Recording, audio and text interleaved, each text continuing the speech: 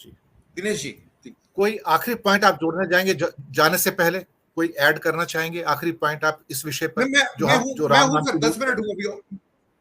मैं 10 मिनट अभी और हूं सर, मैं और लोगों का सुन लेता हूं सर एक बार। जी, फिर मैं अरविंद जी के पास आता हूं। अरविंद जी, आपने अनिल जी की बात सुनी और जो पीपीटी मैंने भी दिखाई है, सारी सर्विसेज एक्सॉर्बिटेंटली एक्सपेंसिव हुई हैं और सबके ऊपर हैवी जीएसटी आता है, किसी में 18% है, किसी में 12% है। तो नेचुरली जो हमारा कलेक्शन होकर सामने आ रहा है 1.6 लाख करोड़ पर मंथ का ऑन एन एवरेज, ये कुछ नहीं है, सिर्फ बढ़ी हुई कॉस्ट है। ऐसा नहीं कि उसका हो सकता है मार्जिनल उसका यूज बढ़ भी गया होगा, लेकिन जिस ढंग की ये लूट चल रही है वो अपने आप में, हमारी तो तनख्वाहें नहीं बढ़ी ना सर इतनी, हमारी तनख्वाह तो 5-7% भी नहीं बढ़ती है, लेकिन ये चीजें जो बढ़ गई हैं, कॉस्ट तो बहुत ज्यादा हाई हो गई है। मैं आपकी एक पूरे सब्जेक्ट पे टिप्पणी चाहूंगा। अरविंद मोहित जी, अनम्यूट कर लीजिए सर, अनम्यूट कर लीजिए। अरविंद जी, अनम्यूट कर लीजिए।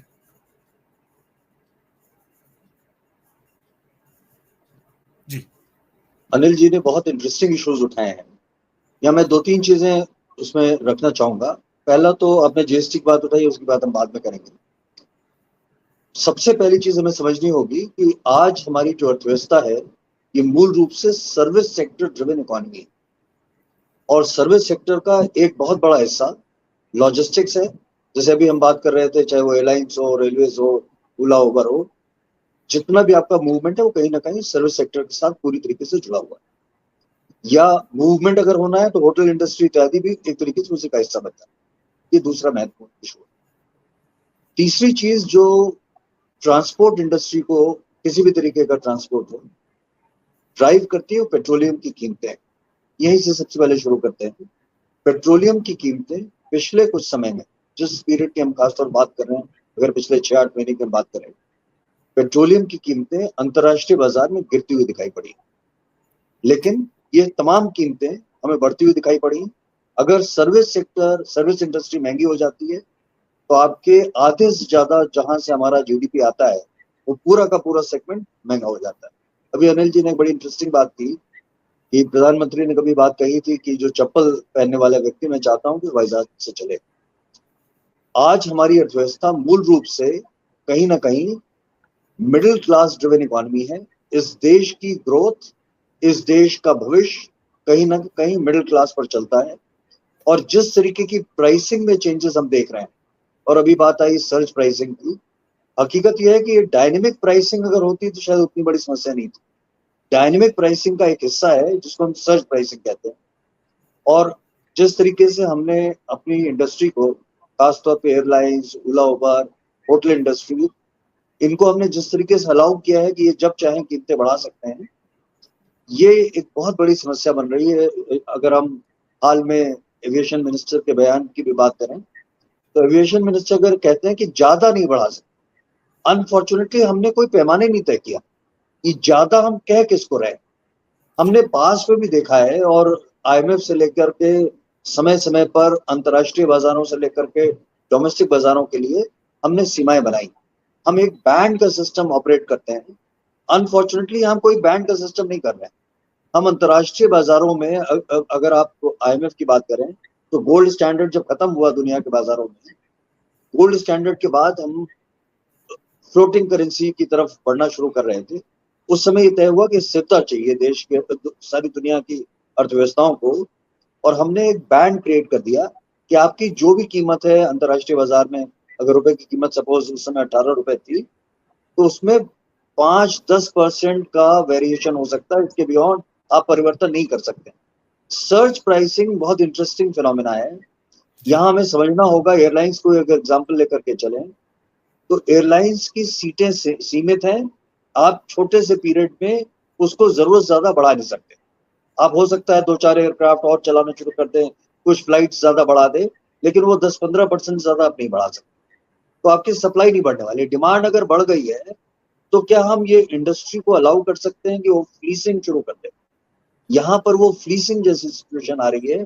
सर्च प्राइसिंग में हमें सीमाएं तय करनी पड़ेंगी, हमें बैंड तय करना पड़ेगा कि आप किसी विशेष परिस्थिति में 10%, 15% से ज्यादा बढ़ोतरी नहीं कर सकते, क्योंकि यहाँ पर इंटेंट क्यों आप वो अगर डायनेमिक प्राइसिंग जैसी सिचुएशन होती तो सप्लाई भी बढ़ रही होती और डिमांड भी बढ़ रही होती, वो कहीं ना कहीं स्टेबलाइज हो जाती। यहाँ पे स्टेबलाइज होने का मौका नहीं है। खासतौर पे गर्मी की छुट्टियों की अगर हम बात करें तो सर्ज प्राइसिंग के चलते आप जितना भी जैसे अभी एग्जांपल आया कि एयरलाइंस की कीमतें जो 5,000 के आसपास थी वो बढ़ के 20,000 30,000 हो गई। ये 5 गुना 6 गुना की जो बढ़ोतरी है ये किसी भी लॉजिक से जस्टिफाई नहीं होती। हम इंडस्ट्री को क्यों अलाउ करना चाहते हैं, हम क्यों चाहते हैं कि वो ऐसी सिचुएशन में इससे इवन आउट नहीं होने वाला कि जिसको ज्यादा जरूरत है वो पे करेगा, ऐसा नहीं होता है। यहाँ पर जो आम आदमी है, खासतौर पर मिडिल क्लास है, वो इस बाजार से हम उसको या तो बाहर कर रहे हैं या मजबूर कर रहे हैं कि आप जरूर ज्यादा 6 गुना प्राइस पे करें।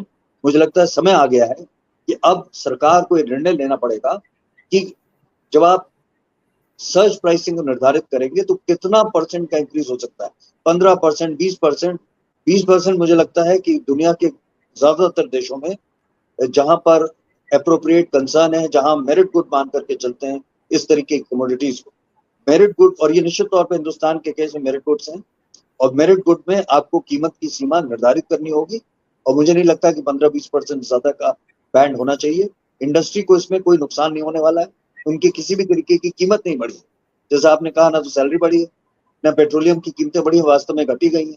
ऐसी सिचुएशन में हम एक सीमा से ज्यादा क्यों बढ़ने देना चाहते हैं, इसलिए सरकार को भी जवाब देना होगा और सरकार को कोई व्यवस्था लागू करें। एक और पॉइंट मैं पूछना चाहूंगा मोहन जी, एयरपोर्ट पे जाइए 500 रुपए 700 रुपए की पार्किंग चार्जेस है, नॉर्मल बात कर रहा हूं। इसके अलावा जो सर्विस फी ली जा रही है टिकट के अंदर, जो वेरियस प्राइवेट ऑपरेटर आ गया, अडानी के पास बहुत एयरपोर्ट्स हैं, अब मैं किसी का नाम ले रहा हूं, और लोगों के पास भी हैं, बाकी भी जो भी हैं, लेकिन एक एक टिकट के अंदर अगर आपका 6,000 रुपए का टिकट है तो पता लग रहा है 1,000-1,200 रुपए उसके अंदर आपका सर्विस फी है सर। उसके अंदर इंटरनेशनल पैसेंजर के लिए 2,000 रुपए का है।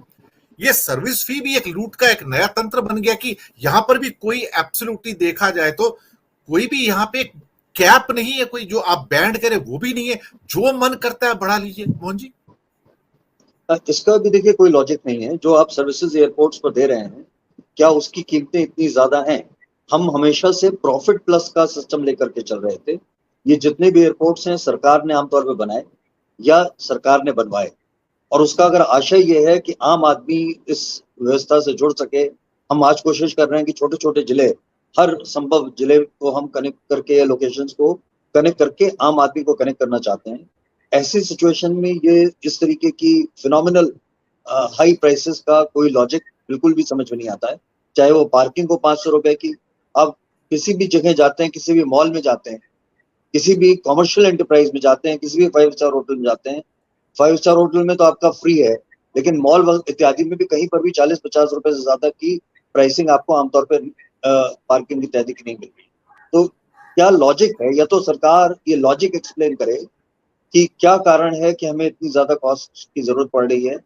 अन्यथा ये जो हम अक्सर बात करते हैं कि faster the movement greater the growth, अगर देश की इकोनॉमी को ग्रो करना है तो आपको फास्ट मूवमेंट चाहिए, और फास्ट मूवमेंट के लिए एयरलाइंस, ओला उबर, रेलवेज ये महत्वपूर्ण कड़ी है।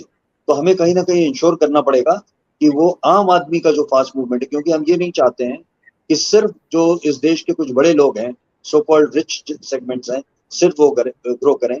अगर आम आदमी की भी ग्रोथ इंपॉर्टेंट है तो ये जरूरी है कि वो भी इस लॉजिस्टिक्स लाइंस का, इस मूवमेंट की प्रक्रिया का हिस्सा बन सके, और उसके लिए हमें शायद इन कीमतों को निश्चित तौर पर रेगुलेट करना पड़ेगा।